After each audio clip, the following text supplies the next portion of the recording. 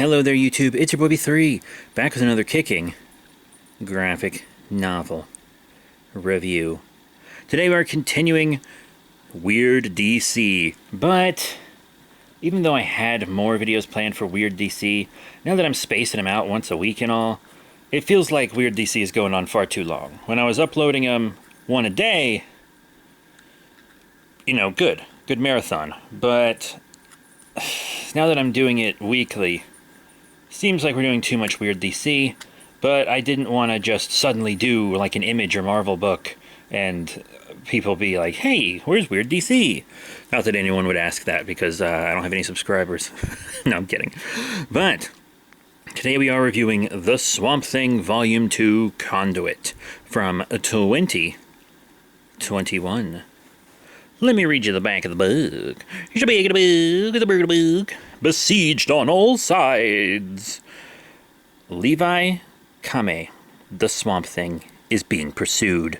Sought by John Constantine in the United Kingdom, hunted by the Suicide Squad in the Kanziranga wetlands, and lured into combat against his own brother, who intends to usurp him as Avatar of the Green. But all these separate things seem to have one man who ties them all together. The mysterious industrialist, Hopper Pilgrim, who possesses information that will redefine the Swamp Thing and the avatars who came before him forever. Written by Ram V, who worked on Catwoman and Justice League Dark, and illustrated by Mike Perkins from Captain America and John McCrea from Hitman and The Demon. The Swamp Thing Volume 2 Conduit collects The Swamp Thing 5 through 10. Very cool. You guys know that Swamp Thing is one of my all-time favorites comic book characters.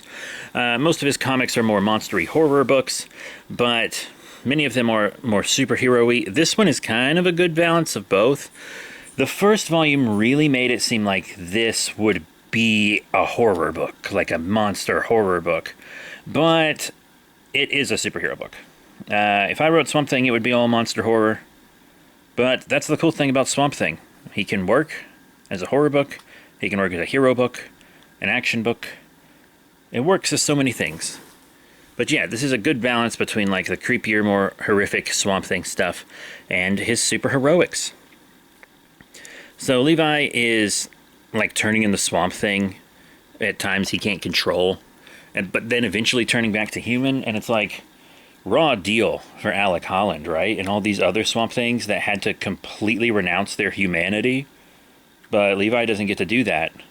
Because it's like, I mean, you get it, right? Like, the Avatar of the Red gets to stay human because humans are already part of the Red. But when a human becomes Avatar of the Green, they need to become a plant. When they become Avatar of the Gray, they need to die. They need to become dead. It makes sense. But now he can go back and forth from being human and Swamp Thing, and he can't really control that right now. But spoilers for Volume 3, he does end up being able to control it, and he can still live as a human by the end. And all Alec Holland ever wanted to be was human again. It makes me feel even worse for Alec Holland. Far, far, far worse than I already did. I mean, holy shit. But, also, in fairness, this story does take place after Justice League No Justice, after the Tree of Wonder becomes a thing, and after a book we recently reviewed, Wonder Woman and Justice League Dark, The Witching Hour, I think is what it was called.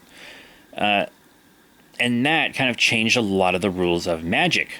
The Parliament of Trees became something new. It was replaced by something else, and Alec Holland's Swamp Thing had to kind of learn to work with it. To be honest, I don't know what happened between that and this, but also this is a 2021 book, so this is like post-Doomsday Clock and post-Dark Knight's Death Metal, which were both reboots, one after the other, and all the new, this is all like new Infinite Frontier-y kind of blah blah blah. Actually, I think Infinite Frontier was 2019, wasn't it? So this is a couple years after that. So I don't know what the hell happened between that Justice League Dark Wonder Woman crossover event and this book. Maybe I'll find out when I finish Justice League Dark. Maybe Alec Holland's Swamp Thing dies in that. I don't know. Don't tell me. For the love of God, don't tell me. I want to find out myself. But when I reviewed the Dark Flash action figure from the Flash movie, I said I hadn't seen it and not to spoil it for me. And the very first comment I got on that video was someone telling me the spoiler. So, whatever. Anyway, of course, John Constantine wants to find him. There's this, like, building with this, like, Tetsuo the Iron Man thing going on inside of it with this tenant. Like, I saw it, and my immediate first thought was, is that Tetsuo the fucking Iron Man? If you haven't seen that, I might review it on the second channel. It's one of my partner's favorite movies. We watched it together. It was really cool. But yeah, Swamp Thing has to stop this old bomb that's, like, become sentient, an old wartime bomb that wants to explode. And the Suicide Squad comes to take him down, because of course they do. And I really like the lineup for the Suicide Squad in the comics of Peacemaker and stuff. I do have the first volume of that. I will be reviewing it. We see lots of flashbacks with Levi and his dad trying to make him understand things about nature and about himself. And really, Swamp Thing he sort of gets his ass kicked by the Suicide Squad, but then he also really kicks their ass. Swamp Thing is just so powerful. That's why they had to send Chemo to fight him. And he is a fledgling avatar, so, you know, he doesn't know all the ropes. Or should I say vines? I'm dying. He has a cool fight with Parasite and others. And then his brother shows up while he's fighting the Suicide Squad. And his brother has this really cool druid look. He has like a skirt of vines, but it looks like it's growing out of his waist. And he has all these tattoos and face paint. That kind of looks like General Grievous's mask before he became a cyborg. And he has these big old antlers. He's really got this full druidic look. That's definitely someone's D&D character. But he does have to fight his brother. They are at odds with each other. His brother is mad at him for, like, leaving and trying to get all the wonderful trees and stuff on their land bulldozed. Their ancestral land, I mean.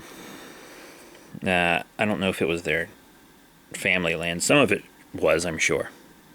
But all of it was ancestral, dear Lord. Ooh. But yeah, his brother attacks the evil soulless corporations that are, you know, destroying everything. And, you know, the heads of these corporations are really starting to fuck around even more. So it turns out Swamp Thing, like, the history of the planet is within his body. They have the corpse of an old Swamp Thing. And you know how, like, the tree's rings can kind of record its story? It's actually really clever. It's just an extension of that. So if you look at a tree's rings, everybody knows that counting them will tell you how old a tree is. But what they don't tell you is the size, shape, and even the color of those rings can tell you what that year was like. And Swamp Thing takes that many steps further. By analyzing the body of a Swamp Thing, they can see the history of the planet within it. And it's incredibly interesting. And not just the history of the green, but, like, human history. It's actually a really interesting concept. But that is the majority of this book. I know I didn't get super specific on it, and that's because I want you guys to read it. And to be honest, a lot of it is just fighting. A lot of this book is fighting and Levi struggling with himself, his inner demons. His not quite yet his girlfriend gets, like, kidnapped so that she can have everything explained to her. So that she can be given all the exposition. And it's a good book. And I think a great bridge between Volume 1 and Volume 3. This is a 3-volume run, and I will review Volume 3 soon, but I just want to take a break from DC. I've been reading a lot of Massive Verse stuff So I got more books from the Massive Verse to review. I'm trying to go back and read a lot of street level Marvel stuff, and also reread a lot of street level Marvel stuff that I was going to review and never got around to. So like I'm rereading Devil's Reign right now and things like that, so that I can review them for you guys. Because I did review all of the first Chip Zdarsky Daredevil runs, so of course I got to review the Devil's Reign. But that is it for the Swamp Thing Volume 2 Conduit from 2021. Thank you all very much for your support. Remember to rate, comment, and subscribe. Check out all the cool links in the description below, Facebook, Twitter, etc. And I'll be seeing you all next time. Bye for now.